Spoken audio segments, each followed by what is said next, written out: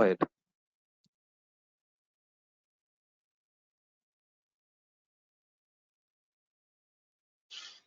A very good morning to my friends from USA.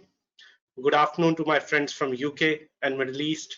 And good evening to my friends from India and eastern part of the world. The only thing which is certain during these uncertain times are uncertainties. We all are not certain what is going to come next. Total number of COVID cases in India have crossed 300,000 mark, and now we have become fourth country in the world having highest number of COVID cases. But a small sigh of relief that more than 50% cases have recovered and mortality rate in India is 2.8%. Initially, the lockdown was announced in India on 22nd March till 31st May, and it impacted the overall economy very severely, forcing government to start the first phase of unlocking the country with some restrictions in containment and red zones. Secondary steel sector, which contributes around 2% to the GDP, has faced too many problems during the lockdown. Lack of demand, lack of raw material supply, exodus of labor, no operations in plants for more than 45 days, no relief from government packages, no additional working capital, and many more problems were there for the secondary steel sector. Still, our sector is facing too many uncertainties. People who are related to secondary steel sector wish to know what will happen next and have the following questions in their mind. First question is, when will the steel demand resume? Second question is, how COVID will impact the entire secondary steel sector and Indian economy?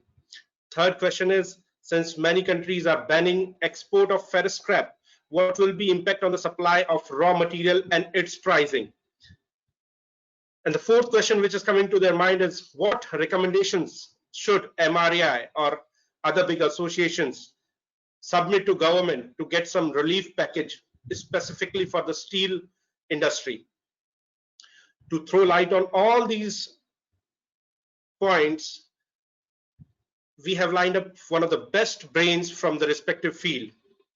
We have Dr. Susmita Das Gupta, Joint Chief Economist, who will be presenting on overall impact of COVID on Indian economy and steel sector. We have Mr. Sean Davidson, founder of Davis Index, who will be presenting on global supply chain and its impact on secondary steel sector. We have Mr. Priyesh, Vice President, ICRA, who will be giving us an outlook on domestic steel demand. We also have Mr. Jagatia from Indeed Advisories and Mr. KK Taneja, General Manager, Central Bank of India, putting some lights on MSME stimulus packages and its impact on steel industry. In the last session, we have lined up few of the best industrialists from their respective regions to share some knowledge and how the secondary steel industry is working in their areas. I would personally like to thank Team MREI for putting such a great effort in arranging this webinar in such a short span. By not taking too much of your time, I would now like to welcome our President, Mr. Sanjay Mehta, to deliver the President address. Thank you everyone once again for participating at the webinar.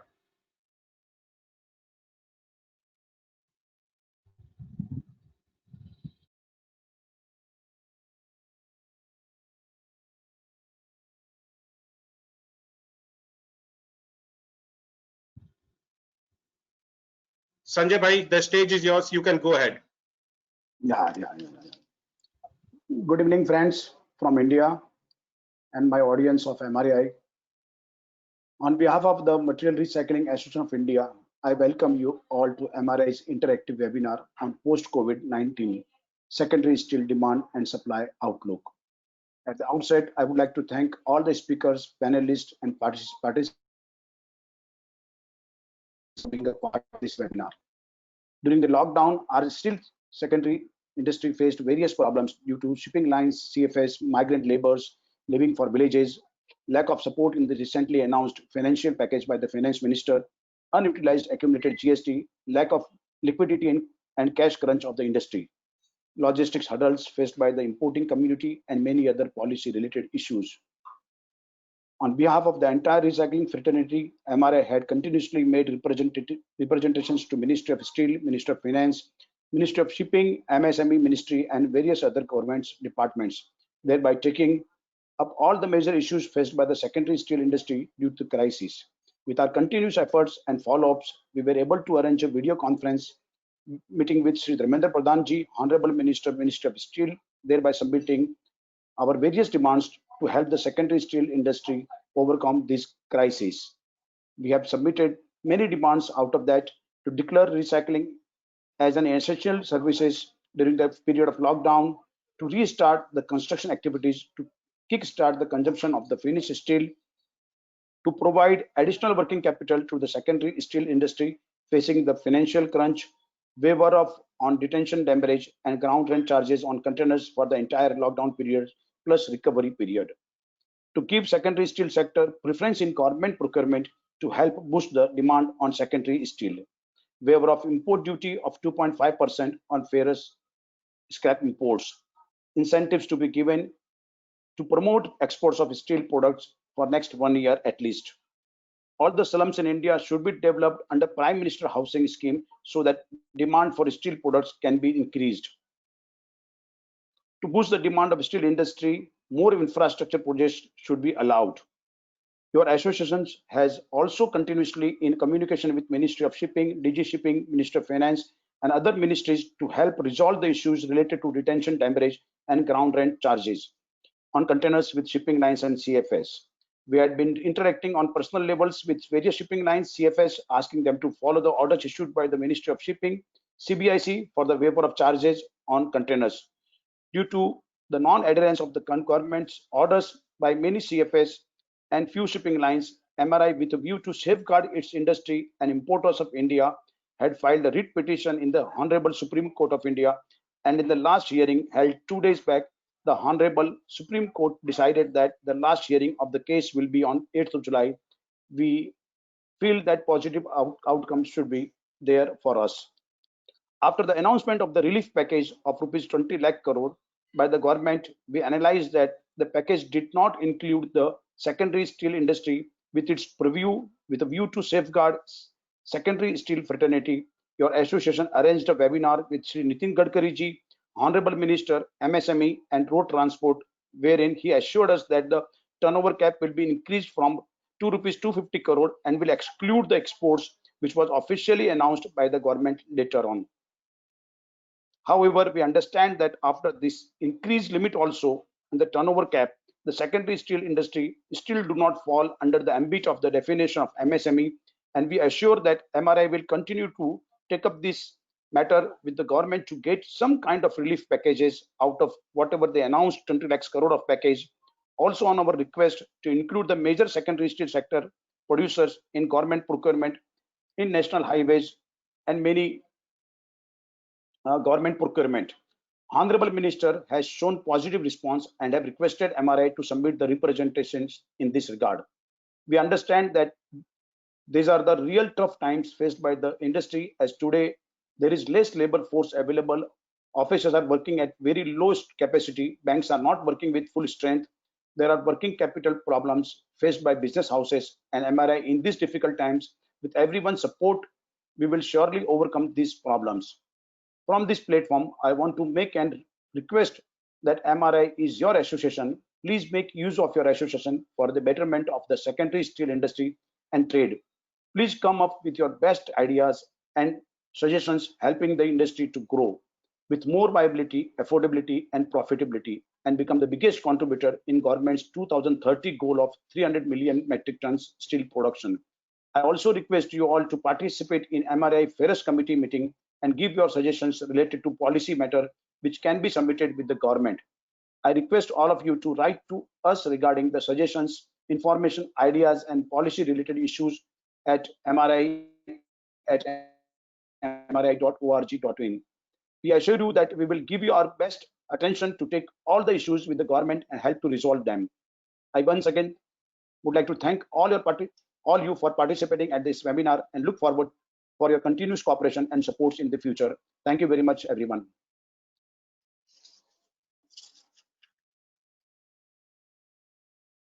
Thank you, Sanjay Bhai. Thank you, Amar, for that opening statements of yours. Good evening, everyone. My name is Zain Nathani. I'm one of the vice presidents of MRAI and also the managing director of Nathani Group based in Mumbai. I will be your moderator for this evening and introduce the various topics and the various speakers we got lined up. We've split up this session into basically 3 different parts. The first, we have 3 speakers with us. They'll make short presentations. After that, we'll have a little discussion on the MSME stimulus package and the actual benefits of the steel sector. And then finally, we will go region by region, talking to 4 industrialists who run their own steel mills and run their own businesses to find out what's actually happening on the ground today for secondary steel. So with that, let's start with our first sort of session. I would like to introduce Dr. Susmita Dasgupta. She is the Joint Chief Economist of the Joint Plant Committee, which is part of the Ministry of Steel. We're very excited to have her with us out here. I would please request her to make a presentation on the overall impact on the Indian economy and the secondary steel sector because of the COVID situation. The floor is all yours, Dr. Dasgupta.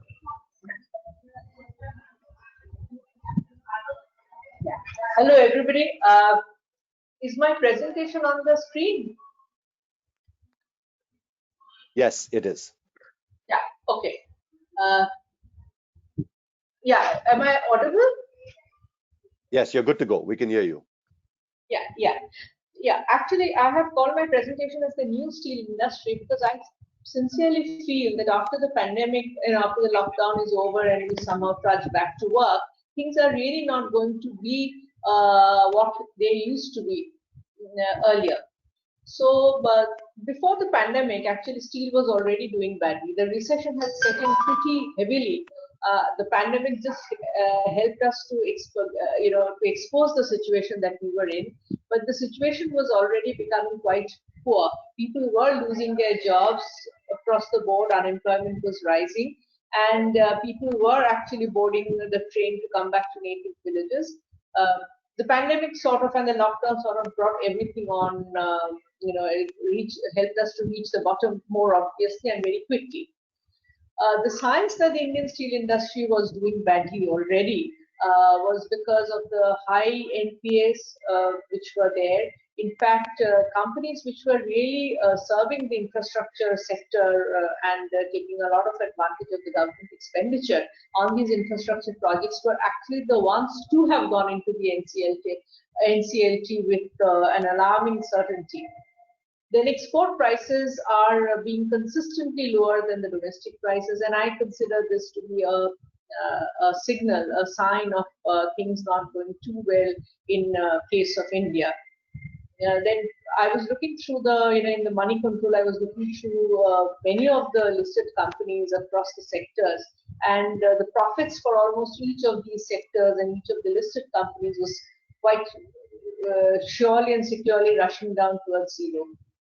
And of course, we have the steel industry workers who are walking hundreds of miles, even thousands of miles, bringing to the world the obvious truths that India was actually in the midst of a huge, the largest humanitarian crisis of modern times. So these have not worked for the steel industry. If the workers are so poorly off, I mean, you can see them walking on the road, hungry, dying in the middle, with a little child trying to wake up a dead mother.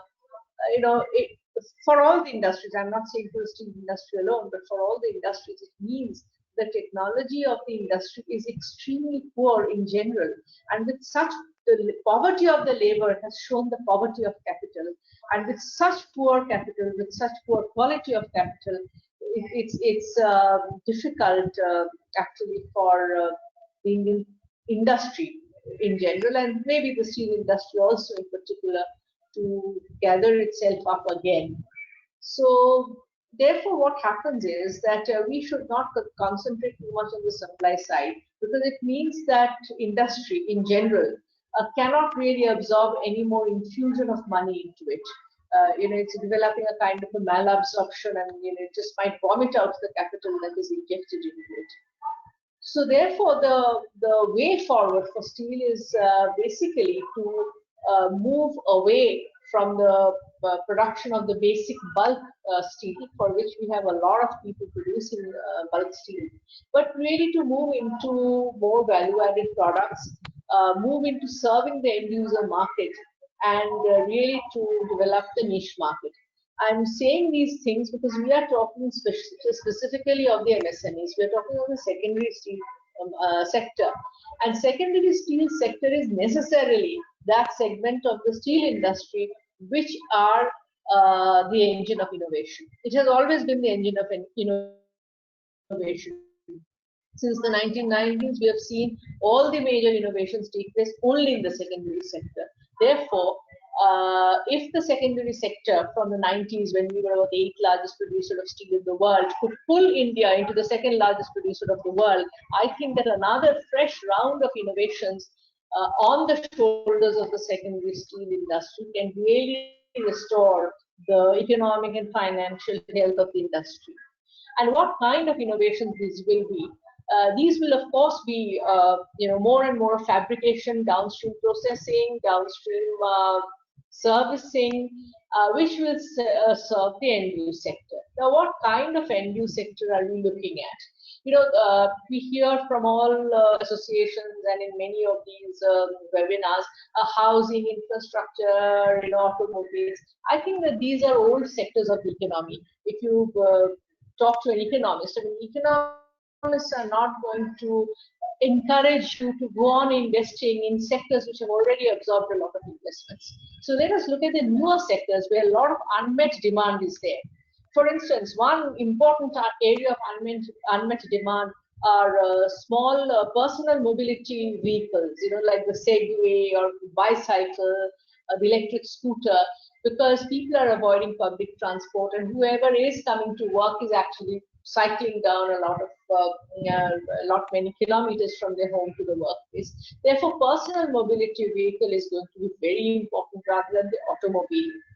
And why don't we consider the health sector? The health sector is going to be a very, very important sector with a lot of accelerators. We often think that the health sector is not too, it doesn't absorb too much of steel. Well, that is really not the issue, because if you look at Bangalore, not so much Bangalore, but let us look at Chennai, the entire economy of the city in the end 60s developed on investments into the health sectors. Some excellent doctors invested a lot into bringing world-class medical treatment to Chennai, and that's how everything else later on developed around Chennai based on the health sector. So I think that investment in health, creating centers of excellent health services, and why not educational services. I think that steel, there will be a lot of steel which can go into, because once you have these, growing economic center, you'll have people coming in, experts coming in, then you have the markets, you have transport, the whole, the cities sort of develop around these sectors. So I think that targeting health and education projects, rather than infrastructure and housing and mass housing, I think those are the areas really which are not so much for steel anymore. And this is what I have basically said. So I think that steel, I think that secondary steel industry needs to have a think tank and needs to really look into the kind of changes it can bring in the nature of construction, in new designs of consumables like the personal mobility vehicle I mentioned again. There must be many other things. So I think that there's a need for us to develop and think more and more on designs, to think more and more on very end-use specific niche marketing of steel, and those might do much better than focusing on the usual old economies of whatever we said, housing and infrastructure. So this was a short presentation, and I would like to end here. And yeah, so this was basically my presentation. Over to Mr. Nathani again. Fantastic, Dr. Dasgupta. I think my key takeaway was that the secondary steel needs to start getting more innovative to focus on new sectors. We just to tell the audience, we have a little chat box option as well. If you have any questions for any of our speakers, please type in your chat. They will come to me as the moderator, and then at the Q&A time, we will ask the panelists those questions. So Dr. Dasgupta is going to go off the screen. I will bring her back at the time of Q&A in another few minutes. Thank you so much. Our next speaker is Mr. Sean Davidson. He is the founder and CEO of the Davis Index, the world's leading provider of scrap price data and market intelligence. I've already seen a lot of questions come in regarding what's happening in the markets, what are the prices going to be like, what's happening on the supply side of scrap. So can I please request Sean to join us right now on the webinar and to continue with his short presentation on really the impact of COVID on the supply side of scrap and secondary steel. Sean? Yeah, hi. Thanks so much, Zain. Good morning from Canada, everyone, and thank you to the MRAI for including me in this session. We've been asked to keep it brief, so I'm just going to jump straight into it. Happy to answer all the questions related to prices. But just very quickly, for those of you that are new to us, obviously, I think one of the, the most important things to keep in mind is that, I'm about to share a lot of information that we've gathered for you, but you're required to make your own decisions. This is a disclaimer that says, please use your own, your own devices to reach the conclusions that you do for your business. Yeah, I'm just going to skip past this. So I know a lot of you are already subscribers and users of our data, our analysis, and our price indexes. But just for those of you that aren't aware, we have a very large team spread across the world. We have 30 people working out of our large office in Pune, and we have about 25 spread globally. We cover ferrous and non-ferrous scrap markets. I'm just going to skip past the normal advertorial. I mean, this is essentially a slide on how we put together our data, and we publish price indexes, of course, daily price indexes for scrap markets around the world. This is the full set of coverage that we have. Like I said, I'm just going to skip past all this. We deliver it on web, PDF, mobile apps, all that fun stuff. Okay, so coming to India, I actually thought that one of the sessions today would address what happened during the lockdown in India. And, I can share with you that essentially, this is basically a snapshot of our daily price indexes from Thursday. And, this is for HMS delivered to an Indian mill. But overall, I think, while we're on the slide, let me just address a couple of things, right? Once the lockdown started in April, the initial JPC estimate was that crude steel output in India dropped to 2.75 million tons, of which 2.5 million tons was, the large, let's just call it the BOF route, the integrated, and then 250,000 tons was out of the EAF, IF route, right? And then it got revised to about 3.1 million. I haven't seen the data yet for May. Our estimate is that we think that May's output will probably fall somewhere between 3.5 and 3.75. So for those of you that aren't aware of like daily domestic output rates in India, that's essentially like a 70% drop in steel production, or a 50% drop at the integrated, or a 100% drop at most of the the independents, most IFs, most induction furnaces, most EAFs. So it was pretty dramatic. Obviously, once the lockdown ended, towards the end of May, we've started to see demand pick up a little bit. But overall, it's been, saying very rough would obviously be an understatement. It's been really bad. For the people that were able to produce steel, I think the respite came from the fact that they could export, semis, products like billet, for example, were quite strong because you could export to Vietnam. You could export to China, and it's all been driven by the fact that, China has actually found itself net short on semis and raw materials. And this has essentially, been because of supply disruptions in their own domestic market. So once China resumed production from the lockdown, it found that the mills were running at close to full capacity, and they were woefully short on raw materials. There was a lot of local supply disruption in terms of being able to get the iron ore, for example, from the ports to where the mills are located. The domestic scrap chain was completely disrupted in terms of where the scrap was available, where it was being processed, and where it was being consumed. And this whole supply dislocation, has caused big issues. China continues to be a very strong buyer, and that supported Indian exports, right? Zain made a comment a couple of days ago, during another call, where expressing a sentiment that a lot of people feel that this export opportunity from India for for finished product and for billets and for other semis is going to be short term, and I think many people echo that, and that's primarily because at some point you are going to see, for example, countries like Turkey, Japan, Russia be able to supply the same region, and then at some point in the next 3 to 6 months, the market fully expects China to return to exporting once it caters to its domestic demand. So looking ahead, I mean, if you look at the seaborne trade, so obviously China's strength has propped up the iron ore markets. Usually, when that coincides with scrap supply tightness in North America and Europe, which of course, because of the lockdowns there, supply was curtailed. So this kind of coincided at a time where the Indian mills were coming back online from its extended lockdown, and it's basically spurred a big increase in scrap prices. Just for your reference, Turkey is currently at around 265 to 70 for bulk HMS. India booked a bulk cargo of shredded. Those details should come out shortly, but that shredded bulk cargo traded somewhere at around between 285 and 290. Bangladesh has booked a bulk cargo this week.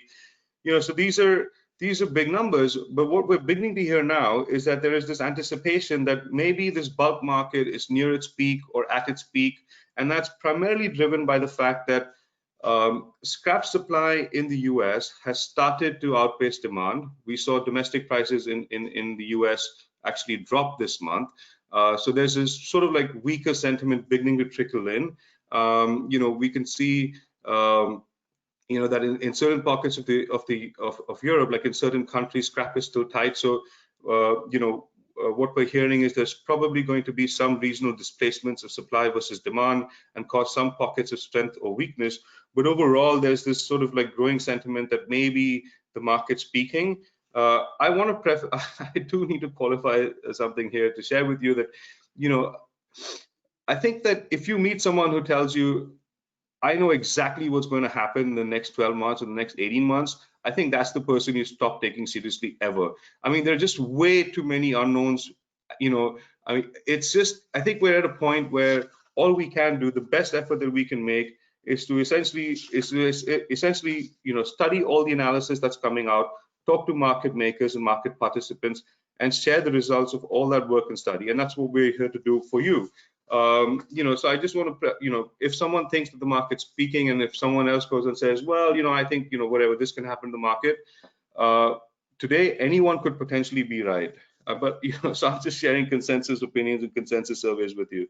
So looking at the Indian steel market, from what we've studied, from all the analysis we've done, from all the people that we've surveyed, what we're beginning to hear is that a full recovery in Indian steel consumption, so let's say pre-COVID, is probably not likely to happen until at least 2022.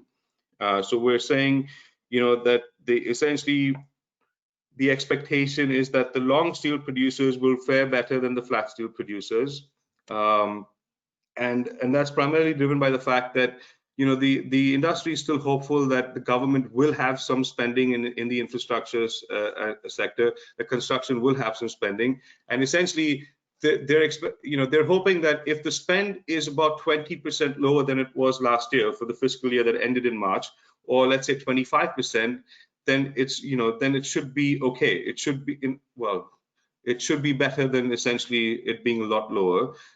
When you consider that long products, the construction and the infrastructure sector in India account for about 65 to 70% of steel consumption. So if any meaningful spending in that sector will obviously boost this whole long product sector, which is good for the secondaries and and for the primaries that produce long products. For the automotive, for the flat steel producers that serve the automotive industry, obviously it's quite different. The automotive sector is one of the largest consumers of flat steel. It accounts for about 15 to 20% of total Indian steel production, but the automotive outlook is pretty bleak. The flat steel producers also rely on appliance manufacturers for demand, and the outlook there is pretty bleak. car sales in India are expected to drop by, I've seen numbers, I've seen forecasts of anywhere from 20-30% this year. And, the expectation is that the car sales will recover by 5 to 10% next year. So we're a long way away from car sales and car production rates, reaching, pre-COVID levels in India. Again, even for car sales and car production, the figures reach 2022 if you consider, when does this industry return to normal, right? So this bleak outlook on automotive and appliance suggests that flat roll producers are staring at weaker fundamentals, and that sector will probably be weaker than the long steel producers. I think, yeah, steel spreads for us are very interesting because that tells the story, right? And this ability to export material has kind of kept steel spreads healthy, I guess, for the for steel mills. The fact that domestically Indian iron ore prices have been lower compared to the global levels has also helped. And for long producers also, if on a previous slide the spreads were already mentioned, the spreads have held so far. I think that if you look ahead, the biggest concern for a lot of the for the independents, for the independent EAFs, for the induction furnaces, is the weaker rupee. The forecast suggests that the rupee will gradually weaken by the end of the year to a level of 78, 79 against the dollar from the current 75, 76 range. And all of what the better levels we started at this year. There's also a mutual consensus that the rupee will weaken further in 2021, so that's next year, to a range of 77 to 81, and that's primarily driven by this expectation that inflation in India will rise at a faster pace than inflation in the US. So this weaker rupee will cause severe margin squeeze for EAFs and induction furnaces because they import scrap on a dollar basis and sell their product on an INR basis. Should sponge iron prices with iron ore prices rise with iron ore prices later this year, because auction winners will scramble to recover the high prices they paid for those mine offtakes. So if those sponge iron and iron ore prices do increase, as many people expect them to, the margin squeeze on furnaces could be quite significant next year.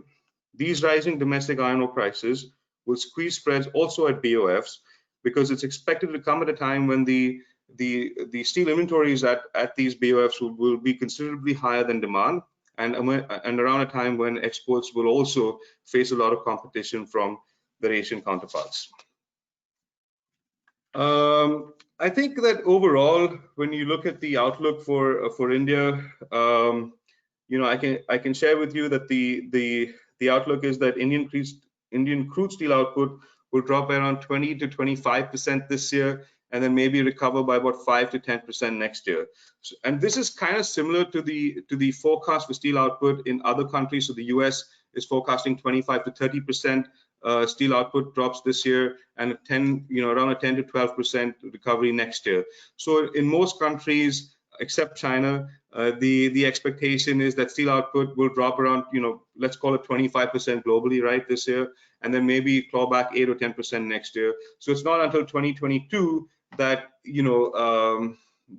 steel is expected to return to a pre-COVID level, that GDP is expected to return to a pre-COVID level, that things like car output and all the construction spending, and this is in most countries. In fact, I think just yesterday, one of the better sort of surveys that I've read that came out of Forbes, where they surveyed a whole bunch of CEOs across.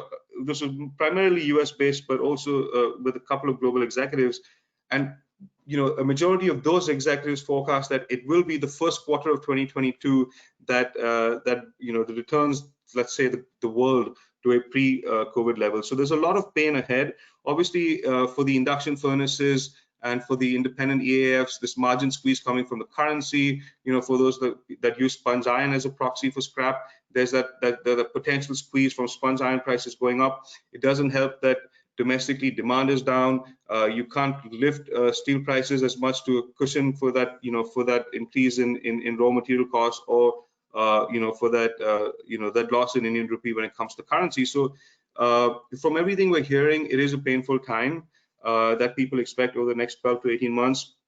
And let's keep in mind that it's come at a time when liquidity is already tight, obviously, but there are some silver linings, right? So I think in the near term, what we're hearing, especially now, like June, July, August, September, outside the pent-up demand that is driving the current little uptick in production, we're hearing that one pocket of strength is expected to be rural India, where a forecast of a normal monsoon, a regular monsoon, means that there's this expectation that there will be increased spending on farming equipment, farming and, for example, the transportation equipment they use, the machinery they use. So there's this large pocket, because also, given that COVID affected large cities, where with denser populations, the rural India impact has been far lesser, right? So that economy, the rural economy, has performed relatively better to let's call it the metro economy, for lack of a better word. What we're hearing is that the Indian steel output is expected to rise to about 60 to 65% capacity utilization rates by the last quarter of this year. So a gradual increase. Right now, some mills are still at 0% capacity utilization. The large mills were at 50%. So those will ramp up slowly. The other independent EAFs will begin 30%, 40%, 50%. Obviously, a lot of that is dependent on when the labor comes back. Some of it is, for some mills in some locations, it's dependent on on when the monsoons end and when that demand comes back. So there is some near-term pockets of strength. In the longer term, it's the real economy that kicks in, and those fundamentals are quite weak.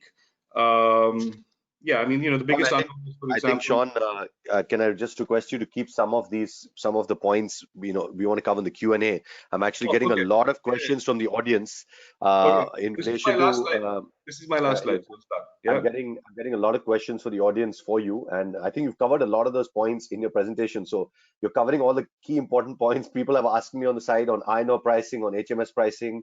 So I think our Q&A section is going to be very interesting. So we'll keep a lot of those points to speak in the Q&A as well. Yeah, I'm done. Zain, you caught me just at my last point. And the last point I just wanted to share was that most of this is contingent on how much the Indian government will actually spend, right, on infrastructure. What will the Indian government come in and do in terms of its stimulus package? How much money does India print to pay for its 20 lakh crore this thing? What is the impact that it has on inflation, right? So there's still way too many unknowns, and that's it. I wanted to talk about this, but Zain says leave it all for the for the Q&A, so I will. We'll leave it for the Q&A. With that, I'm going to end my session. Over to you guys. Thank you, Sean. Thank you. We're going to keep going because we got a tight schedule out here, and we got a lot of good speakers lined up. Our next speaker, Sean, can I just request you to turn the presentation also off that you have on screen? Our next speaker is going to talk to us more about India's domestic steel demand outlook. Mr. Priyesh Ruparelia, can I please request you to join us on the webinar? Mr. Priyesh is Vice President and Co-Head Corporate Ratings, ICRA Limited. He's done his MBA from NM Institute in Mumbai. He has an aggregate work experience of 14 years. So we'd love to hear from you on what's sort of the latest situation in COVID in terms of impact on the India's domestic steel. So all yours, please. Yeah, thank you, Zain. Good evening, everyone. I would like to thank Metal Recycling Association of India for having me here and providing an opportunity to present ICRA's views on steel industry in the presence of the esteemed panel of sector experts. So is my presentation visible to everyone? Yes, we can see it. Go ahead, please. Yeah, so let me just put it in full screen mode. Yes. Yeah, so I shall be talking about the domestic demand outlook for the steel industry. Key points of discussion would be on industry characteristics, domestic production and consumption trends, and associated demand drivers. I shall also be looking at various challenges being faced by secondary steel producers and various steps taken by the government and their effectiveness. Presentation also will talk about movement in steel spreads and will be concluded with our near-term outlook on the sector. Though there would be definitely some overlap with what Sean highlighted in his presentation, there would be some points definitely which he has already shared and which I also am in agreement with. So let me just go to the next section, that is the industry characteristics. We all know India is the second largest steel producer in the world after China and has installed capacity of almost 142 million ton as on March 31st, 2020. Steel industry in India remains concentrated, with the share of top 6 steel producers standing at about 55% of the total installed capacity. The share of these steel producers is dominant even in terms of steel making technology, the share of blast furnace or basic oxygen furnace remaining highest at about 45%, while EAF and induction furnace route have a combined share of close to 55%. India's capacity utilization trend, after remaining at about 80% levels till FY15, have remained sub 80% levels in the last 5 years due to a mix of factors like modest demand conditions and sizable capacity additions during this period. Next slide highlights the dominance of large steel makers over secondary steel producers in the domestic steel production. If you look at the top chart, one can see that share of secondary steel producers in steel production has remained in the range of 42 to 50% in the last couple of years, but the same has sharply reduced to as low as 9% in April 2020 due to countrywide lockdown, indicating the maximum brunt being borne by the secondary players. This was due to complete destruction of domestic demand at that point of time and the limited financial flexibility of secondary steel players and their ability to export in large volumes. Though Sean highlighted that there are some exports with respect to billets and HR coils, definitely it needs to be seen whether those were from secondary steel players or from the large integrated steel players. In all likelihood, we feel that it would be from the integrated steel players because of their ability to export in large chunks. Similarly, the bottom chart reflects the fact that top 6 players have been reporting higher growth rates than the secondary steel players for the most part of the last 2 years, and still managed to report a lower degrowth of about 72% in April, then almost 100% fall in production reported by secondary steel players. This was due to the fact that the large steel makers were able to offload steel volumes produced during April and May to export markets in the absence of the domestic demand, even though the exports were less profitable because of lower export realizations. Next slide takes a look at domestic steel production and consumption trends. After growing at a healthy rate of 7.9% and 7.5% in FY18 and FY19 respectively, domestic steel demand growth eased sharply to 1.4% in FY20, with the month of March 2020 showing a sharp decline of 30% due to a week-long lockdown towards the end of that month. While steel demand recovered somewhat in May 2020 from the lows of April 2020, demand contraction still remained sizable at 65% and is unlikely to improve significantly in H1 of FY21. Consequently, we are now expecting a sharp 22 to 23% contraction in domestic steel demand in FY21, which will be the steepest fall on record. We believe that most of the lost steel demand would be in the first half, and steel dispatches would gradually return to pre-COVID levels from Q3 of FY21, assuming that lockdowns by GOI or state governments are not reimposed again. Next slide takes a look at the performance trends of key demand drivers of steel. Construction, capital goods, and auto sector remain the key steel consuming sectors with a combined share of about 75 to 80% in the domestic steel consumption. The construction sector output growth has declined steadily in FY20 on account of various reasons, including the election-related slowdown in execution of projects and extended monsoon delaying construction activities. Similarly, the recovery in capital goods sector is still some time away. Auto sector also would take some time to recover, given that the volume degrowth has remained in double-digit mark in FY 2020, and discretionary spending towards such products would definitely take a backseat for some time. Next slide takes a look at various challenges being faced by steel producers, which would in turn hurt the demand recovery in the current fiscal. One of the key issues is the overlapping of steel demand hotspots with COVID hotspots. We note that states which have a high intensity of steel consumption per capita compared to the national average, such as Maharashtra, Tamil Nadu, Gujarat, Andhra Pradesh, Telangana, Delhi, and Punjab, they also have a high share of its population living in the so-called red zones. And if we slice the population data on the urban versus rural divide, we find that almost 51% of India's urban population are living in districts marked as red zones. With urban centers being steel consumption hotspots, stricter lockdown measures in urban areas are expected to constrain the recovery in India's steel demand till the time the health risk is brought under control in these cities. We also did a channel check with some of our industry participants located in various regions across the country. Sean has already highlighted some of the common challenges being faced, but let me just reiterate those challenges. Most prominent one we found was the labor availability, which is felt across all levels of steel value chain and is likely to affect capacity utilization levels of domestic steel makers at least till the first half of this fiscal. Urban steel demand also remains a concern due to most of the tier 1 cities being COVID hotspots and seasonally weak second quarter for construction activities, which again compounds this issue.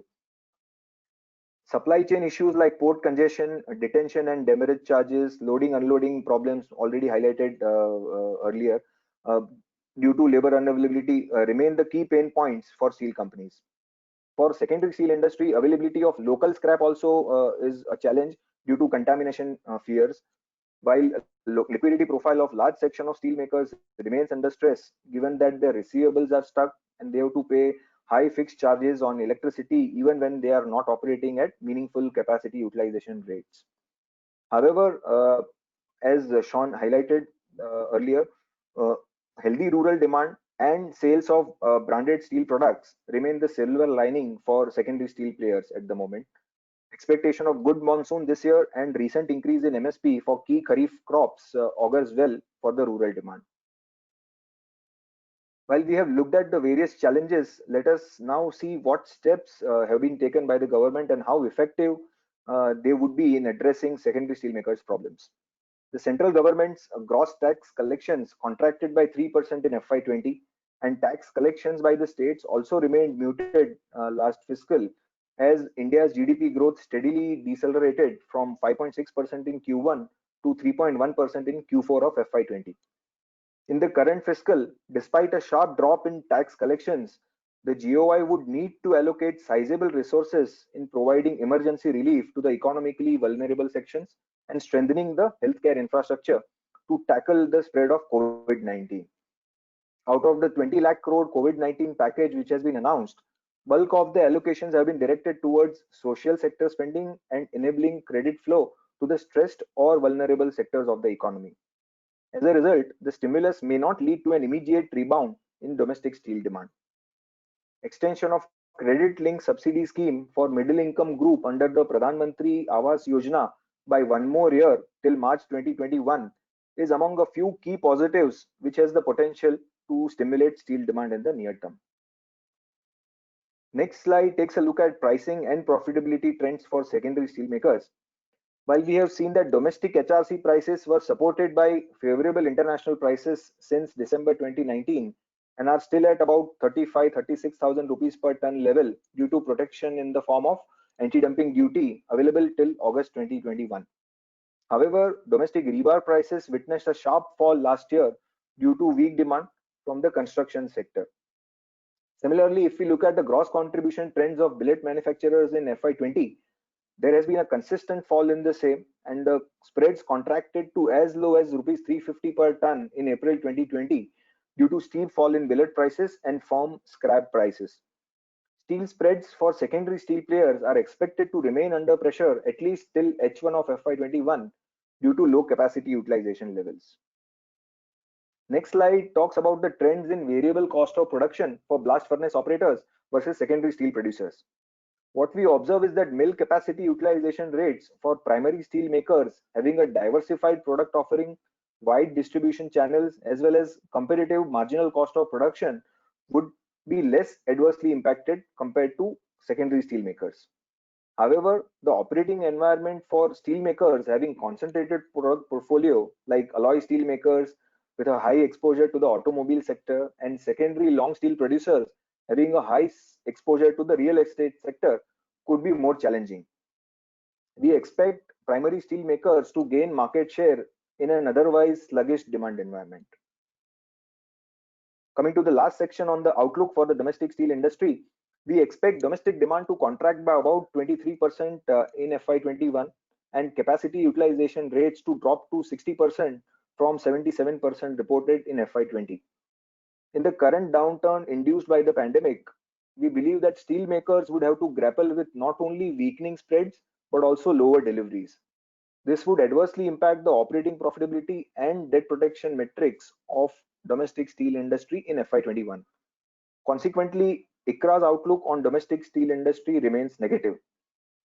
Given that sharp slowdown in domestic sales for steel mills at the moment, liquidity management would take center stage, and in this context, steel companies with stronger balance sheets, large cash and liquid balances, and high financial flexibility would find it easier to maneuver during this time of stress. With this, we come to the end of the presentation. We can definitely take up any questions subsequently. Thank you, Priyesh. Very interesting data, and I have some questions as well on that. Before we jump into the Q&A, can I please request Dr. Dasgupta and Sean to please turn your cameras back on and unmute yourself so you can all join the panel for the Q&A section, please. As I already mentioned, we have a chat box function available to all the attendees. You all have been doing a tremendous job on sending lots of questions, so please keep those questions coming in. I'm going to take some of those questions and pass them on to our speakers right now. Sean, I can't see you. Can you turn your webcam back on, please? The first question is for Dr. Dasgupta. Are you with us? Can you hear us?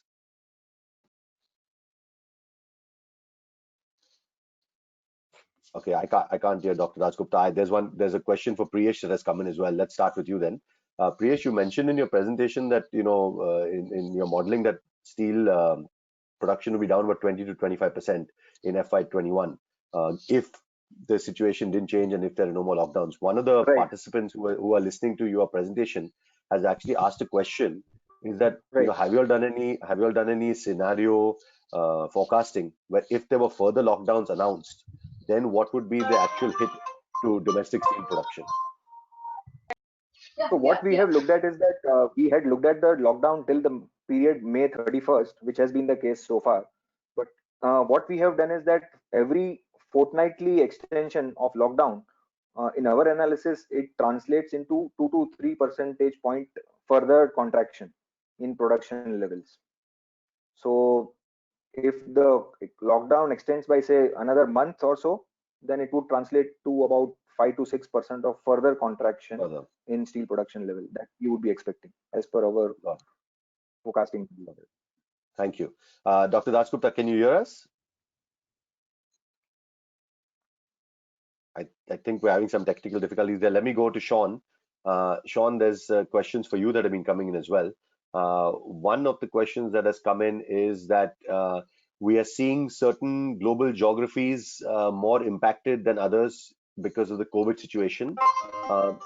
How do you see the rest of 2020 in terms of availability of ferrous scrap in these key export markets? Yeah, I mean, I think if you consider it by like if you consider it by like on ratio of supply, right? Like the percentage of supply coming out of the US and Europe, to, for example, Asia, I think that overall those percentages, right, market shares will probably stay quite similar then to where we are today.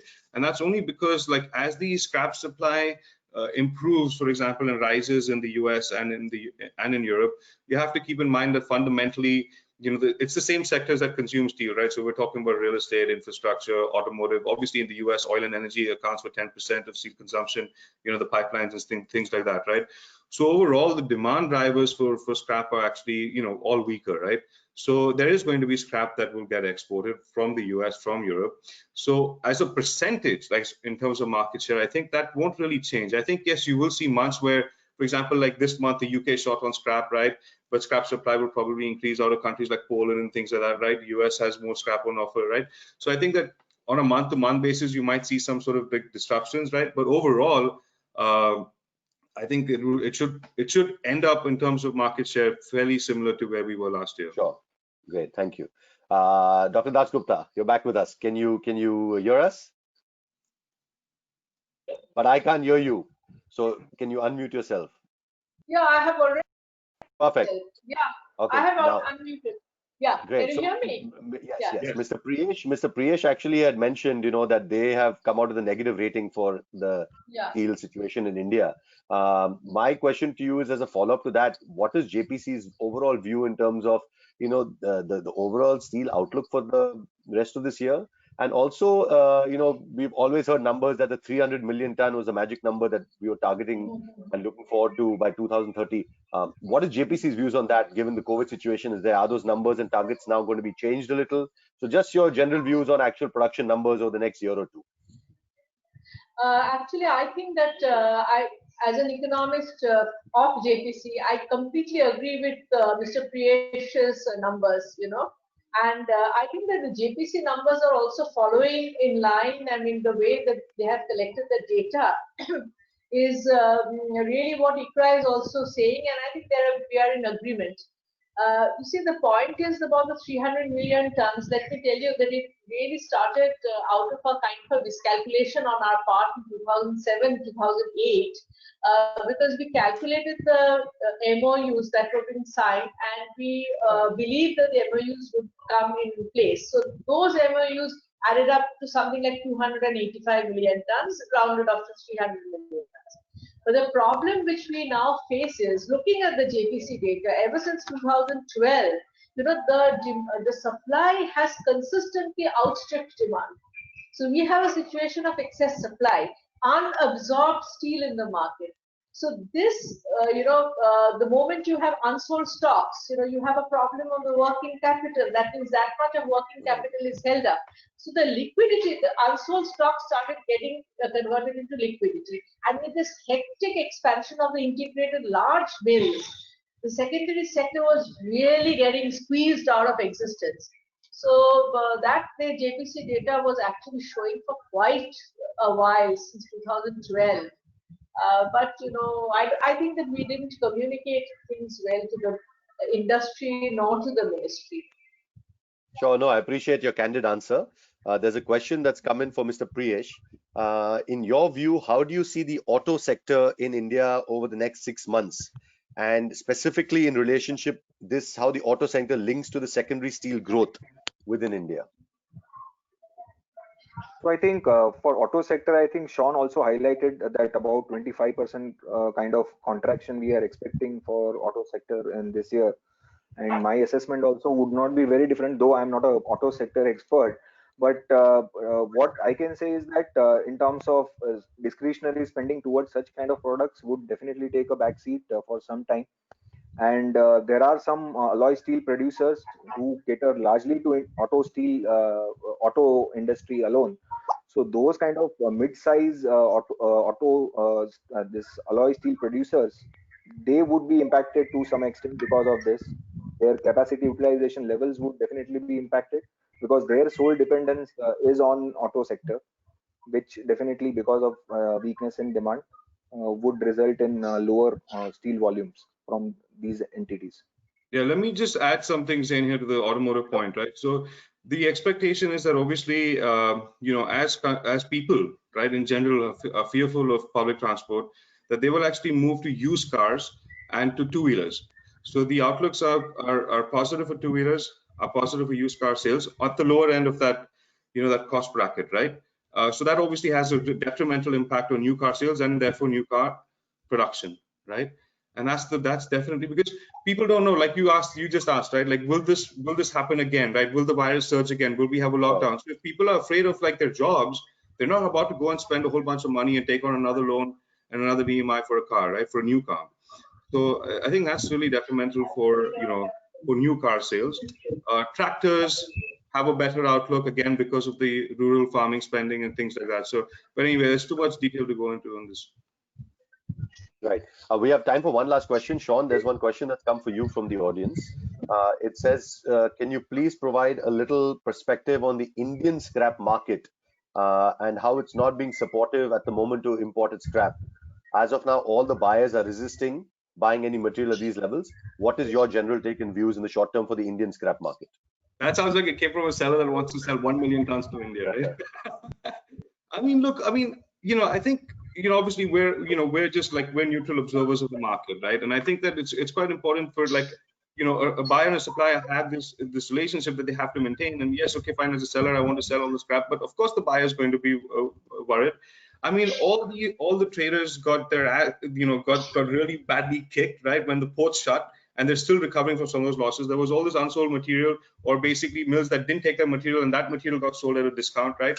Mills don't know what's going to happen in 4 weeks with demand, right? Like, will it go up, will it go down? So of course they're going to be extremely reticent. What's the dollar going to do against the rupee in 4 weeks? Let alone, we're not trying to forecast here for 3 months or 6 months, right? So I mean, I don't think anyone can answer that question, right? I don't think a mill can answer that question. I don't think a large producer with all the data and large teams can answer that question. I think that there are pockets of demand. We're seeing demand for scrap. Every week I'm hearing now more mills are in the market in Europe and the US looking for scrap. What's interesting I can share with you is that outside the normal grades, we're starting to see inquiries increase for different grades. And that speaks to the point where I think now producers are starting to realize that, hey, maybe we need to move away from like these sort of generic vanilla brands, and maybe let's start creating different products that give us a product to sell where we can bring in margin, right? So I think I'll just leave it at that, Zain, because it's impossible to say, I don't even want to offer a number, because it would just be a disservice to doing that, No, thank you. This concludes our first session. We have 2 more to go. So I'd like to thank Mr. Priyesh, Dr. Dasgupta, and Sean for a valuable time and sharing all your knowledge and advice with our audience. Thank you. Have a good evening. I request you to please turn your cameras off now. We move on to our second session of this webinar. It's more related to the MSME stimulus package, and with a specific focus on what the package means for the secondary steel industry.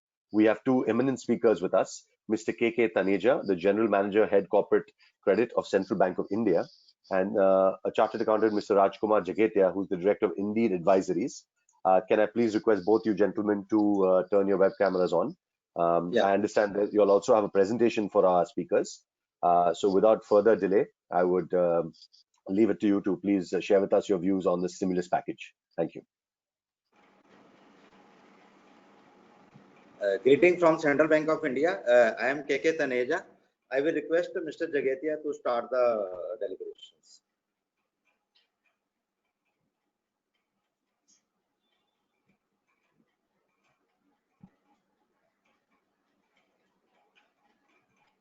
Mr. Jagetia, we can't hear you. Can you hear us?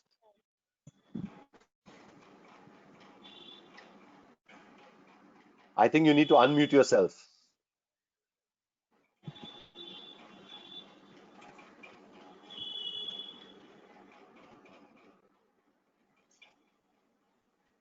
Mr. Taneja, would you like to start while we sort this? Sure. Before starting the our package, I will first go through why this package is required. Basically, there are 3-4 type of disaster we have to understand. One disaster is epidemic, or we say when there is a war situation, or when there is a flood or some type of climatic disaster. These are basically located in some geographical area and also have some shorter impact, maybe 3 to 6 months or 6 months to 1 year. But this pandemic, which has come after more than 150 years, it has an impact on everything. It has an impact on employment, it has an impact on trade cost, it has impact on even say school closure, it has impact on our cost of living, standard of living, everything it is impacting. So I think it is difficult for the bankers also, and it is difficult for the government also to come with any specific sector package at this juncture. There may be thinking later on where we can go for any special package for different sectors. But as of today, Government of India and banking and regulatory has come with general package. So I will be discussing the general package which has come. First is the liquidity support. Everybody knows RBI has given 8 lakh crore rupees of liquidity to all the banks, NBFCs and DISCOMs and different authorities, so that our system should not stop because of the lack of liquidity. That liquidity has already been given. We know all the industry has been stopped. So they need two to three types of support. One need was moratorium of their term loan. If they have taken term loan from banks or financial institution or NBFC, they need moratorium till this situation improves. So all banks has given, all institution has given 6-month moratorium to all those accounts which was standard as of 29th February 2020. So their installment from 1st March to 31st August will be added at the last. If they want to, if they have taken a loan of say 5 years, their installment will become 5 years 6 months, and these 6 installment they have to pay at the last, not immediately after 6 months. That is the benefit. Similarly, the interest on working capital also has been forbearance has been given for 6 months. Whatever the interest is due from 1st March to 30th August, they have to pay in 6 installment after 1st September 2020. And the third is ease of working capital. That is the most important thing which has been given. Everybody know that prices has gone down sharply, and moreover that working capital cycle has increased, where the debtors are unable to pay, creditors are you have to pay the creditors in a longer cycle. So we have given a ease of working, where we are reducing the margin and where we are increasing the debtor period, say even up to 300 days, and in case of export it is 365 days. So these are the support bankers are giving. Banks has already given 10 to 15% direct credit in March without any security, without any collateral, where you can use this facility for payment of your salary, for payment of your fixed expenses, and for small running of your offices and others. Later on, Government of India has come with a scheme that is called 3 lakh crore package, that is available for selective type of customers. Those customers are the customers whose total credit facility from the banking sector and NBFC does not exceed 25 crore as of 29th February 2020, and the total turnover should not exceed 100 crore as of 29th February 2020. So they can avail 20% of that facility from one bank or from different banks if they have accounts with 2 or 3 banks, equivalent to 20% of the outstanding limit as of 29th February 2020. Government has also changed the definition of MSME. The definition of MSME is like this: up to 1 crore they have made as micro, from 1 crore to 10 crore they have made it as a small, and from 10 crore to 50 crore investment in plant and machinery they have made it as a medium enterprises, along with the turnover, different turnover. And also they have removed the differentiation between service industry, job work, and manufacturing industry. So these are the basic package Government of India, banks, and other industries have been supported by regulatory as well as monetary authorities. But it is a pandemic where the support from all the stakeholders is required. Only banks or only regulator cannot bring everybody out of this problem. Thank you. Thank you, Mr. Taneja. Very interesting comments and good to get a perspective overall on the stimulus package. I will just check with Mr. Jagetia whether he can hear us and whether he is back online. So, Mr. Jagetia, can you hear me? Mr. Jagetia, can you hear me, please?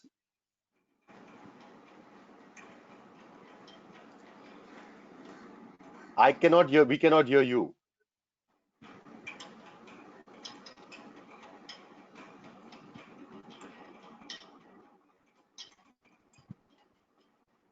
Sorry, Mr. Jagetia, I cannot hear. Mr. Taneja, can you hear him? Yeah, I am able to hear. No, but can you hear Mr. Rajkumar?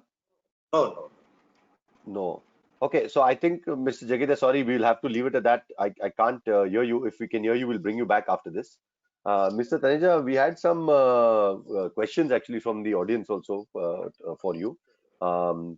The first question is that, TK, the stimulus package has been announced, but to be honest, it has left the secondary steel sector a little disappointed that you said maybe sector-wise packages might be announced later. But secondary steel sector, agar MSME mein nahi hai, then they are actually really not getting much benefit. So what are your views and takes on that? I think there are two type of packages has come. One is the package announced by bankers themselves. There is no debar for secondary steel manufacturer also, or even whosoever is a member of MRAI, where there is no limitation of 25 crore or 50 crore or 100 crore or even 1000 crore. So there you get a 10 to 15% of your total fund-based limit as a package for 1 year, and you have to pay that in 2 years installment with a moratorium of 6 months. So that package is in addition to this package. So if some of the steel sector people are not eligible for this package, then they can take that facility which is available up to 30th June. Still it is available and they should use that facility as early as possible. So there is virtually no debark they cannot take. And also they can go for enhancement of limit if the bankers feel they will certainly increase their limit also. This is my next question actually. You heard Mr. Priyesh from ICRA, credit ratings also speak earlier, and they are actually, Yes. if companies like that are coming out with a negative outlook on steel in general, then how is that impacting your perspective from a banker's view to actually lend more to the steel industry? I will tell you, basically, the outlook on industry is something different. We look to the due diligence and the competency of the basically promoter.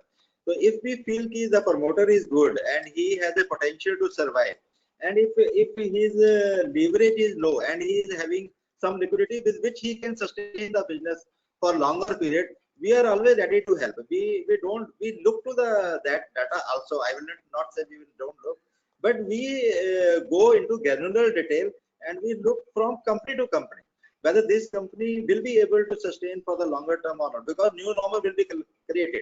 If the company is already in stress, they have high leverage, they have low capital, even we support them, they cannot survive. So we go company by company and they will get 100% support from all the banks they are taking. That is my firm view on that. And I believe we have given few support to steel industry during these 2-3 months also, wherever they have come. And we felt they are good promoters. That is the only. Okay. One question is coming from the audience. I'm just going to read it. It says that this large stimulus package has been announced. How will the Indian government actually fund such a package? If the country prints more money to fund this stimulus, what will the impact be on inflation and the Indian rupee? Okay. First, we have to understand that government does not have the money. Banks have the money. When this pandemic started, banks were holding 8 lakh crore rupees of liquid cash with all these banks. So government was not having the money. The government found the way, if we give the guarantee, so instead of bringing money and collecting borrowing from other banks, because when you give the guarantee, you have not to pay the interest. Government can borrow by directly from GSEC or treasury bill. They have to pay the cost also, and ultimately it goes to the taxpayer.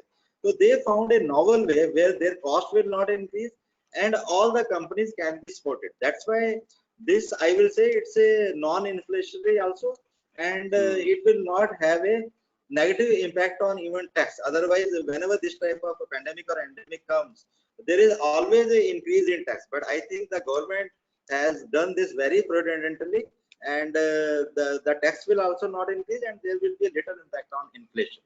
I feel. And the main important factor is that demand side inflation will be, I think, will be on the lower side. So I don't see any big inflation impact in the short term. Okay, great. Thank you. One other question has come in is that, you mentioned that again, the stimulus package, some audience members asking the stimulus package that you mentioned is not sector specific right now. It is just a general, and they're giving it more to MSME focus. In your view, should there be sector specific packages coming out? And if so, what are one or two things that the Indian government can do in terms of a package for the steel sector, especially secondary steel sector? It's a very pertinent question, I think, for specific sectors. My view is because we remain in touch with the government of India's different ministries. So every ministry is working on some specific sector package. I will give you the example of aviation ministry. They are working on the package for different aviation sectors people. Similarly, tourism is also working for their hotel and travel. So if your association, your Apex association is rightly putting the word to respective ministry, maybe steel ministry, maybe your plastic ministry, maybe your chemical ministry, whatever ministry you are handling. If you present your case properly, they will 100% come with a package, sector-wise package sooner or later. But immediately need was to give a support to everyone. It was not a specific support can be given to, because it is a pandemic. It is not a specific issue. So my view is that it will come, but it depends upon your associations, how they present to the government what is the actual impact and why this support is required. If you can convince them, they will give. I don't think there is any issue. Thank you. Rajkumarji, I think you're back with us. Can you hear me now? Yeah, now it's audible now. Okay, now I can also hear you. Great. Do you have a PowerPoint presentation, or you're just going to be speaking? Yeah, it's only speaking. Okay, great. So we've already had quite a bit of discussion on this topic. So if you can just summarize some of your key views, please go ahead with that. I'd like to, and then we'll ask you some questions. Please go ahead. Yeah, basically what happened, we have a total 65% of our steel, basically it's a long steel used in the construction. And as you see, the pattern of the consumption of the steel will change now from urban to rural. So as we analyze, we see the rural economy will, Mr. Sean and Mr. Pritesh is already explained everything that the rural economy will be pushed, and the urban economy, especially in the metro cities, just like the Mumbai, Delhi, Chennai, and all these things, the real estate sector will be set by 30 to 40%. So the demand in the real urban sector will be low. So as far as concerned, in the 13 to 15% will be the total demand of the steel will be down in the 2020. But if we consider the various survey and all these things, this year everybody's GDP is showing is the -2% and 1.5% shown by the various agencies. But in the next year, in the last paper also we are seeing that our GDP in the next 2021-22 will be the approx 9% to 10%. So our demand will be increased accordingly. And my another submission is that due to the lower demand and lower production, our margin will be lower. So as a banking purpose, what I said, there is a two question will come. First the working capital margin. But 8% most of the banks are charging the 25 to 30% on the fund-based facility and 10 to 15% on the non-fund-based facility.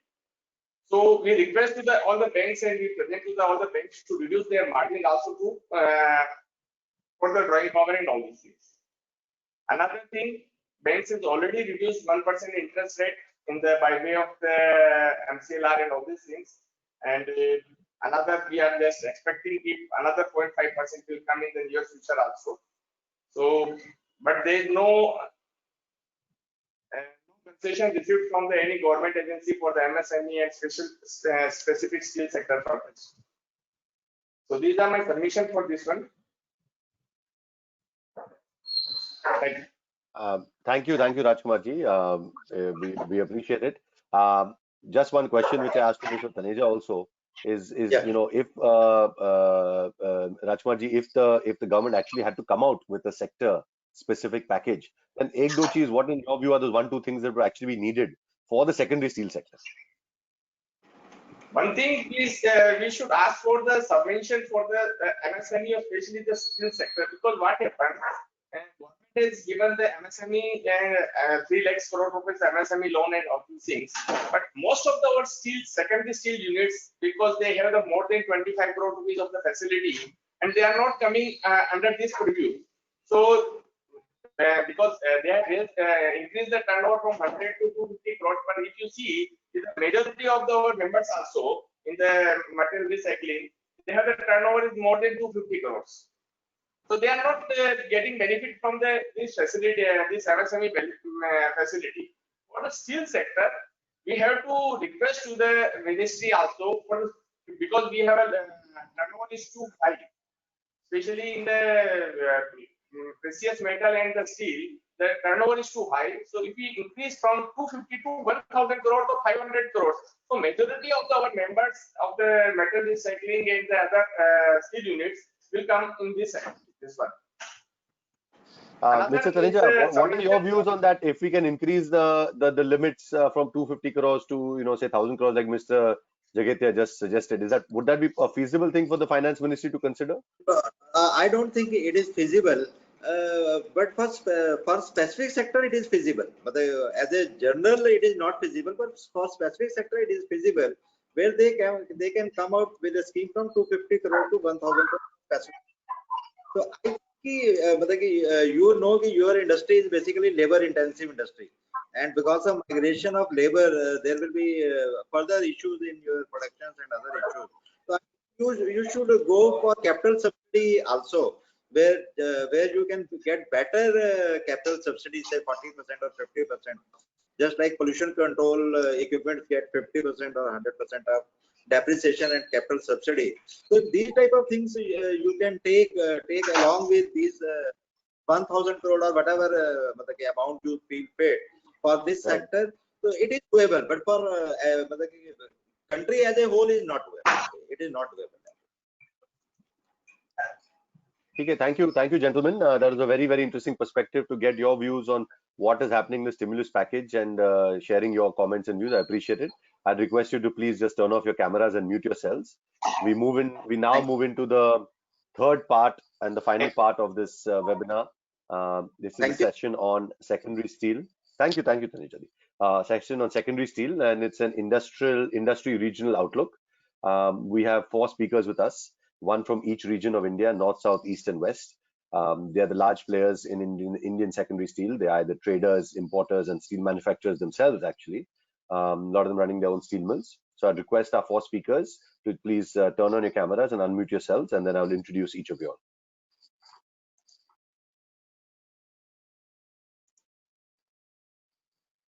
Ritesh ji, Shravan ji. Okay, so I'm waiting for Rajesh Bhai, Yogesh, you're waiting for. Let me just start introducing the panelists. And this is more of again, interactive session, interactive panel. I request for more questions from the audience, because these are actual MRI members on the ground running their own steel mills. So whatever questions you all have about markets, about challenges on the ground, please feel free to ask our esteemed panelists. Let me just start off by introducing Mr. Ritesh Maheshwari. He's the Executive Director, International Trade of Shabro Metallics. He handles their metallics portfolio in the company. Then there's Mr. Shravan Agarwal, who's the Managing Director of Guardian Group, which is one of the largest steel mills in Western India, manufacturing billets and TMT bars. He's also a board member of MRAI. Then there's Mr. Rajesh Kumar. He's the Director of Kamachi Group. He's particularly handling the procurement of raw materials and export of finished materials. They're a Chennai-based company. Is Mr. Yogesh Mandani with us? Can somebody from MRAI please tell me, because we can't see him on screen right now. Zen sir, he's not there. Okay, so we will proceed. No problem. We will proceed with our 3 panelists right now. I have left this last session kind of little more unstructured. I leave it to you all. We have a large number of attendees with us today. They really want to know what is happening in each of our particular regions in India. Why don't we start off with the north? Ritesh ji, why don't you tell us, what are some of the challenges on the ground? What is in terms of demand? Yeah, I am on the line, boss. Yogesh Mandani. Webcam on karo.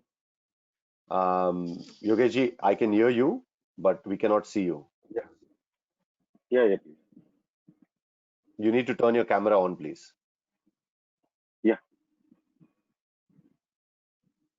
Okay, so we're going to continue. We're going to continue this panel. Let Yogesh we continue. Let's continue, please. We continue, please. So as I said, Ritesh ji, please tell us what is happening and give us a perspective on the northern region. Feel free, other panelists, Shravan ji, Rajesh bhai, jump in whenever you want and ask more questions. We're keeping this session very interactive. Please proceed. Thanks, Zen ji. Am I audible? You can hear me? Yes, go ahead. Okay. So good evening, good day, everyone. Thanks for this opportunity. So most of the things which are happening in the India market has already been summarized by our eminent panelist in the session before us. So what maybe perhaps I can summarize for every one of you what's happening in North India. So North India, particularly if you look at, comprises about 175 to 200 odd mills, engage both types of mills, induction furnaces as well as electric arc furnaces mills. Now, particularly April was very, very tough for the industry. And if I talk about Punjab, as we all very well know, it was one of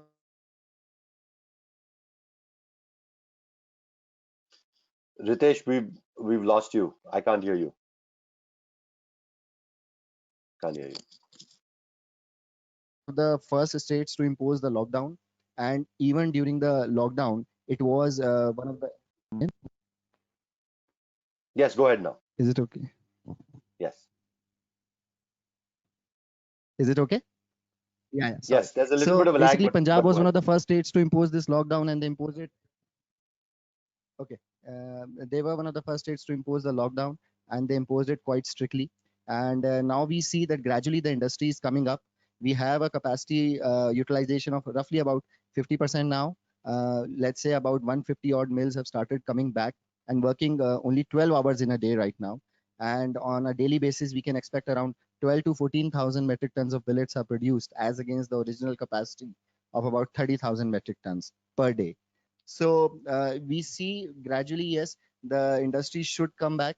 But at the same time, the crucial challenges which are being faced right now is that the key markets of Rajasthan, Gujarat, Maharashtra, where a lot of the steel goes out of from north, those states have imposed a lockdown. So a lot of material cannot move out of Punjab to these end markets, which is also a driving factor behind why the production is still operating at a curtailed state, even though producers are working very hard to come up to the terms.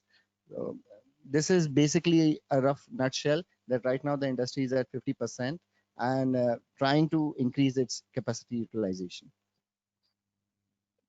Okay, Over great. from So you. that's a nice perspective on the northern region. We will get back to you with some Q&A after this. Shravan, why don't you go next and give us a little more perspective what's happening in the western zone in India? Yeah, thanks, Zen. Good evening, everyone. I will start with the steel demand in Western region, which is not very good at the moment. We had good demand until last week, which was mainly from the pre-monsoon works. But now with the onset of monsoon, the demand will be sluggish for a couple of weeks, especially in the MMR region, which is the worst affected region in India today.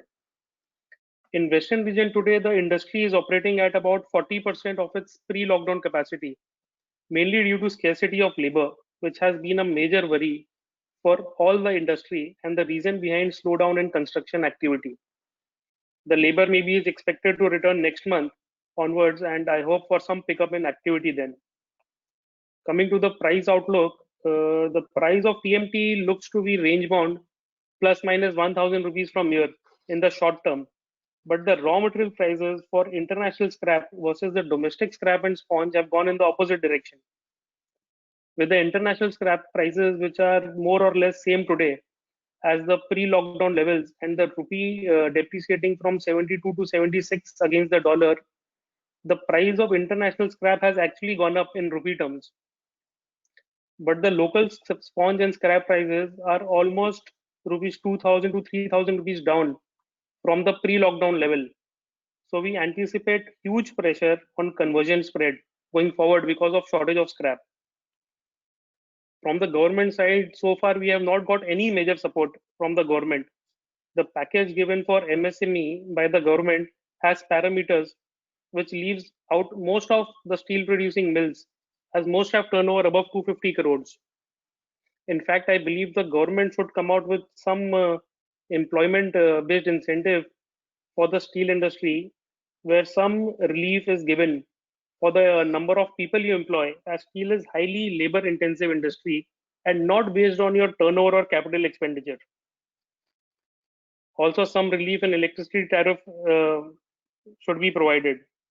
From our side, I think we should invest more in automation to minimize the dependence on labor in the coming years. Thank you. Thank you, Shravan. Gopalji, if you are, you are available, even you can please join this panel. Yogeshji, I don't think is able to join us. So, Mr. Gopal Gupta, if you can hear us, please feel free to join this panel as a speaker and provide your views. Also, since you run such a large mill yourself, you can provide your views on what's happening So I'll, please feel free to join in and add some of your comments, Gopalji, before we head to Rajesh. We can't hear you. You'll have to unmute yourself. I can see you. Yeah. Am I audible? Yes. Yes. Let Rajesh continue, then I'll speak up after that. Perfect. Rajesh bhai, we've heard from the north and the west. South mein kya chal raha hai? Give us some perspective. How things in the market in the south of India, please. Hello everyone. Thanks for the opportunity. The same situation in south also. No laborers. The industry is running only 50 to 60% capacity. The demand is also very poor. The same situation everywhere in India. Mainly the scrap prices, the sponge iron prices, and the domestic scrap. It all depends. The sponge iron prices are quite competitive compared to the international scrap prices levels. So the sponge iron prices is driving over there, and we are using sponge iron around 50 to 60% of the production. We are using sponge iron more now. And secondly, the demand part, you say no labors in anywhere, the sites are empty, and we are not able to move the finished product from one place to other place. Lot of issues with the movement of the trailers and other things. That is also the biggest impact. And the other thing is our main produce go to this construction sectors and real estate. And in Kerala already the monsoon had been started, so the demand is very poor there. And the same in Tamil Nadu and Karnataka, and the same in the Andhra also. Overall, we see that another 3 months the production will be only 60-65% due to the labor shortage. And if the labor comes back also, it is very difficult to put in the factory because we do not know whether they are affected or not. And we need to put for quarantine for another 14 to 21 days because they might affect our labor and we will stuck in the production also. So we need to look in that angle also. But our suggestion is that the government need to do some support, increase the infrastructure or construction activities, give employment in the rural area so that we can increase the sales of our finished products. But basically for this quarter, nothing is going to happen and it is very poor. Maybe in the coming, maybe after Diwali or something like that, maybe the market can improve. Till this, the same situation. No changes will be there. Got it. Thank you, Rajesh bhai. Yogesh bhai, good to see you. You've joined us. But just before you, I'll let Mr. Gopal Gupta, who I have just thrown into this panel. So thank you for joining us last minute, Gopal bhai. Thank you for roping me in. Thank you, Zain. Thank you. Please let us share, your expert views as well. Yeah, Zain, we operate our plant in Ahmedabad. So I will give you a little bit idea about Gujarat only, where I operate. So we are mainly into manufacturing of stainless steel. As of now, we are running our plant at 40% capacity because the labor is a big issue. But the labor has started coming back. That's a good sign. So I would say we'll be achieving about 70% production. We'll start achieving by next week or so. This is what we have in mind. Demand is not in our control. Market is not in our control. So we don't know. I mean, what things are very, very uncertain. But during these times, what we are doing is we are, controlling our, we are trying to increase our efficiencies, reduce our costing, and we are trying to cut our dead weights. This is what we are doing. But most of the steel industry we talk about in our area, like induction furnaces who are making mild steel and all, honestly speaking, 90% of them are closed. This is what I'm hearing. Thank you. We'll have questions after this. Mr. Yogesh Mandani, you can join us. You're the president of the Steel Manufacturers Association of Maharashtra and also director of Mahalakshmi TMT. So please give us your views and take on what's happening in your local markets. Good evening to everyone. In case of challenges being faced due to COVID-19, every region has the same challenges. Yeah, the amount of care that has to be taken is definitely affecting the business and their capacity. My work from home was a present possibility for the tertiary sector, our sector like steel sector. And in case of steel demand and pricing outlook, my view is that central India is more of rural than the urban. It has its own effects on our businesses. During the lockdown, we obviously didn't experience any demand other than the older order competition to some extent. However, after the lockdown, yeah, since we had less production last 2 months after the lockdown, comparatively high demand was observed by the steel sector located in this central region. Central region means I need to say Chhattisgarh, some part of Maharashtra, UP. Since this was for a short period, on further analysis of the short demand, we also get that demand was basically due to 3-4 factors. One was the completion of incomplete project to some safety levels, or comparatively the safe Yogesh completion. bhai, sorry, the line is, the voice is echoing a little. We can't hear you clearly. Can you just check that again, because it's not audible. We're hearing a few words and missing out on a few words. Basically, I wanted to say that whatever demand was being observed after the lockdown was for a short period, and this short period was the demand was due to because of the factors for the completion of incomplete projects to some safety levels or some comfort levels. The stock built up by the dealer distributor chain get empty in the lockdown period in our rural It's still, areas. Yogesh bhai, it's still echoing a lot. We can't, the audience can't hear you. So I'll come back to you. Just check what you could. It's echoing, unfortunately. Let me go back to some of the other panelists in the meantime for some questions. We've heard questions on the stimulus package. We've heard questions from ICRA and views that the steel industry has got negative rating. So, to any of the panelists, Shravan or Gopalji or Rajesh or Ritesh, tell us, the banks don't seem to be that keen to be lending to the steel sector.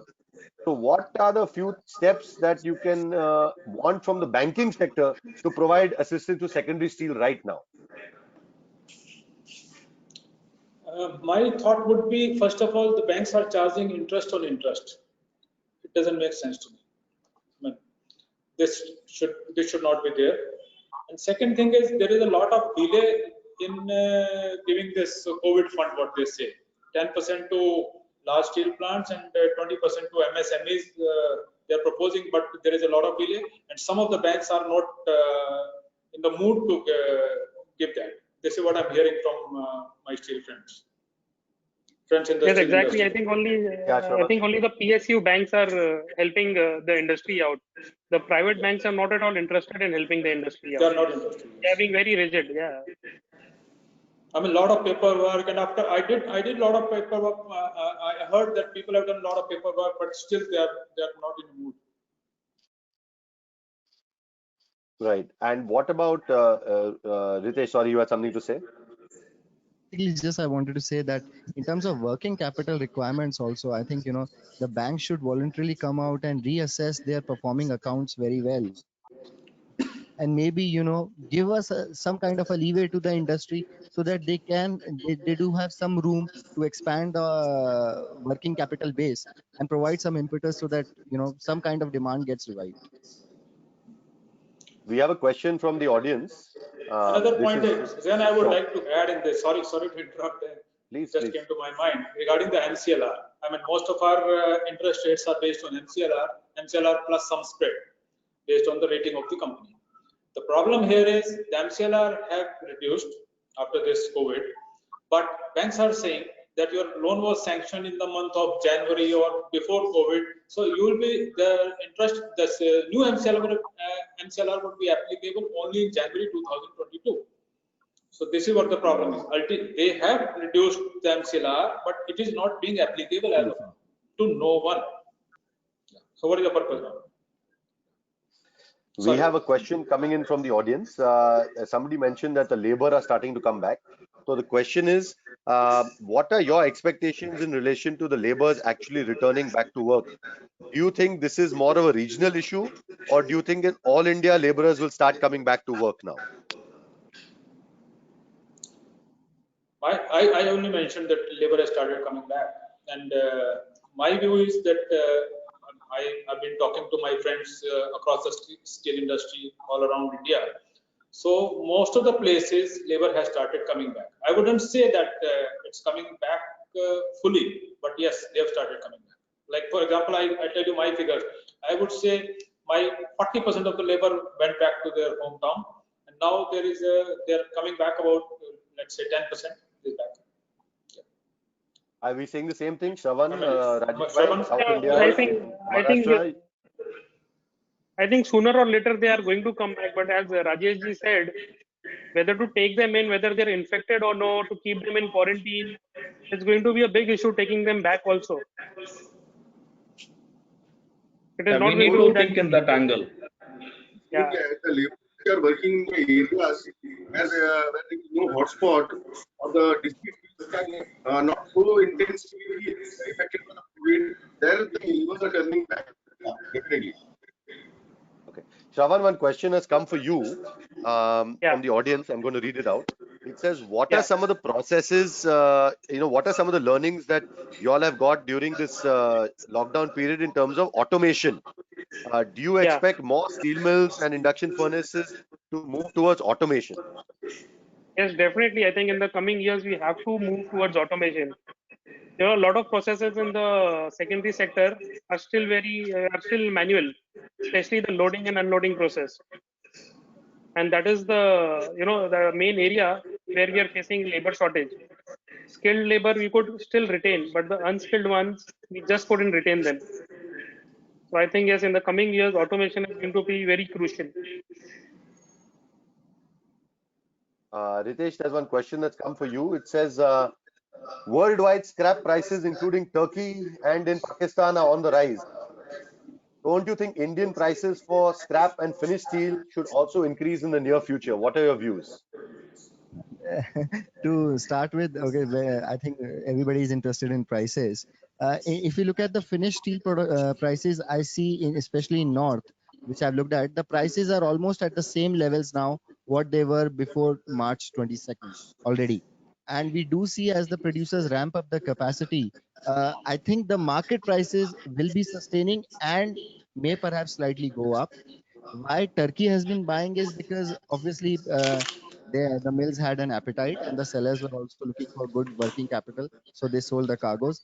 Same with Pakistan, and we do see with the Pakistan and Turkish mills regularly buying that the prices should remain firm, and Indian buyers, yes, they do have a luxury of going shifting towards the sponge also, and a good decent availability of decent available domestic scrap also.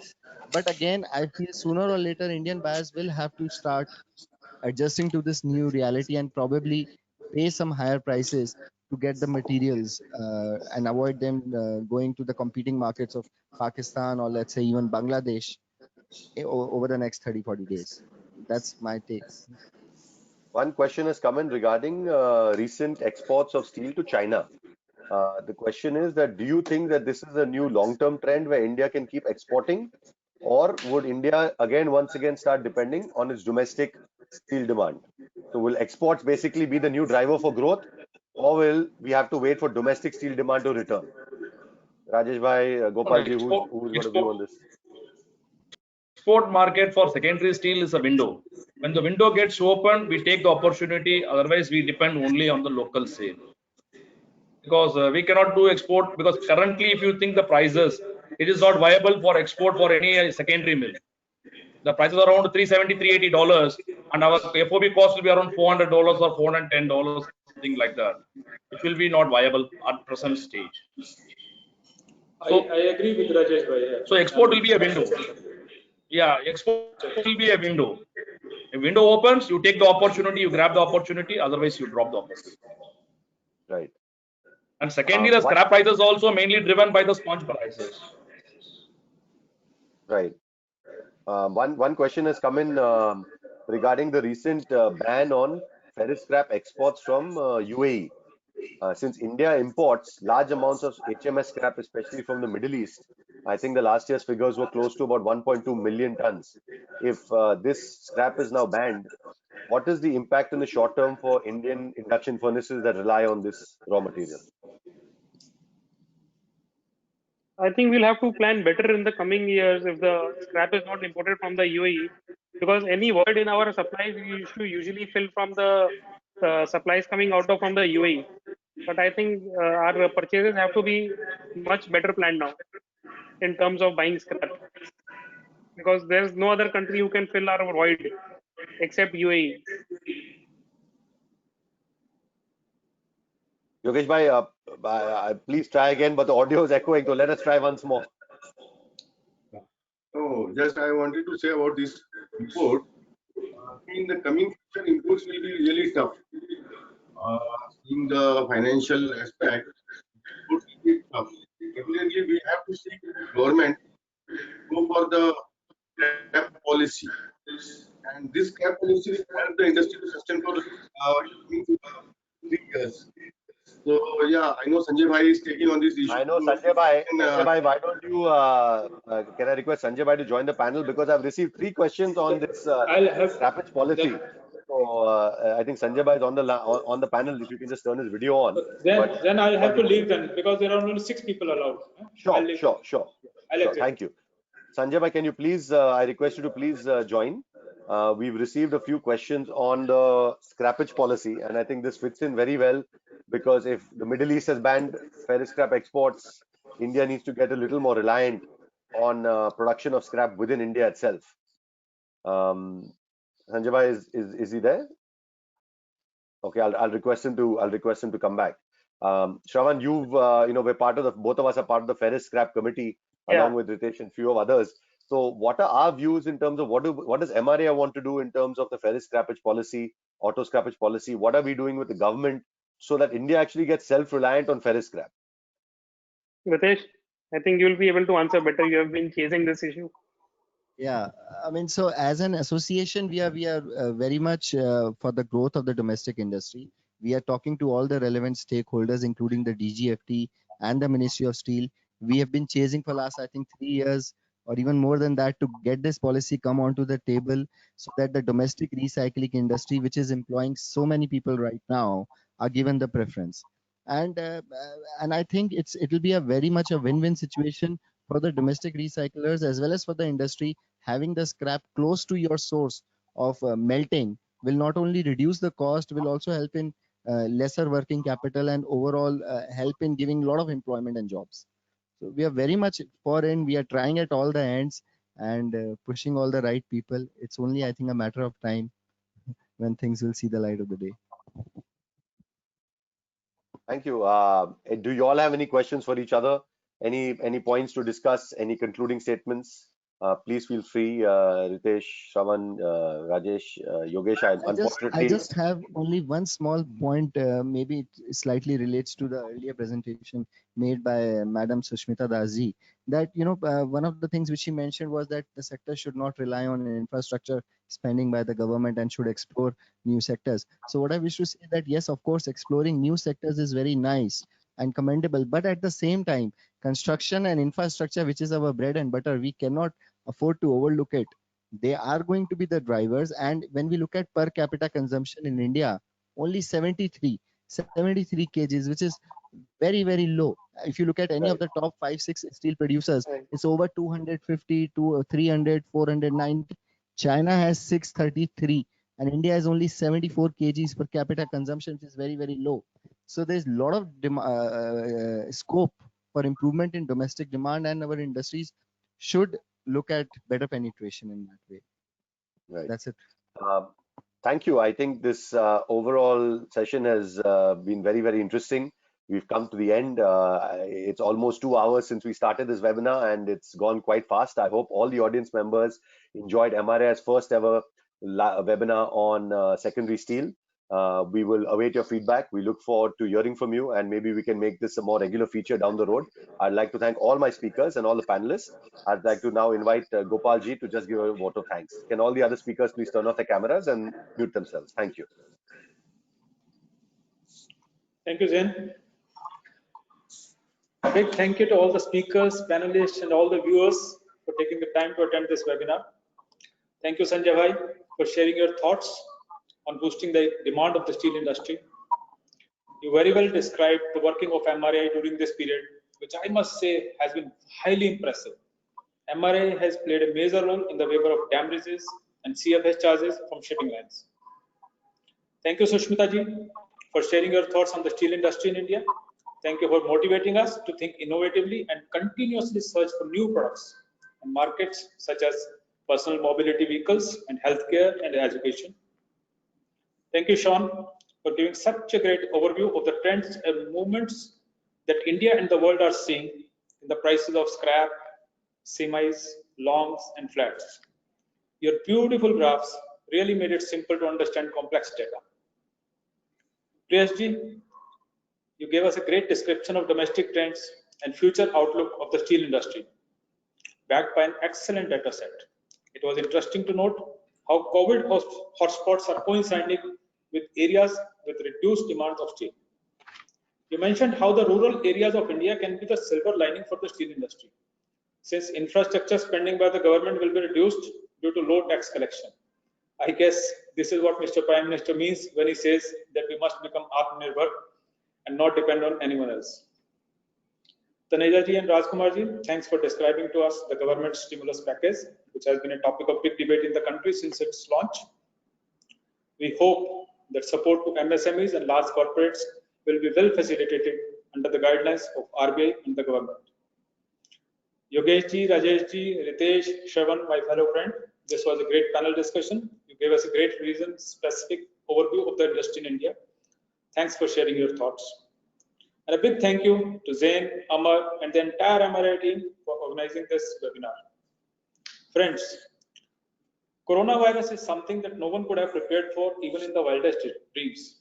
But we have to remember that this is not the first time that we Indians have faced troubling times. We have to maintain the high levels of resilience that we have maintained to bring the steel sector of our country to a global stage. We are witness to an unmatched innovative skills, technological advancements, and cost effectiveness of the steel sector in the country.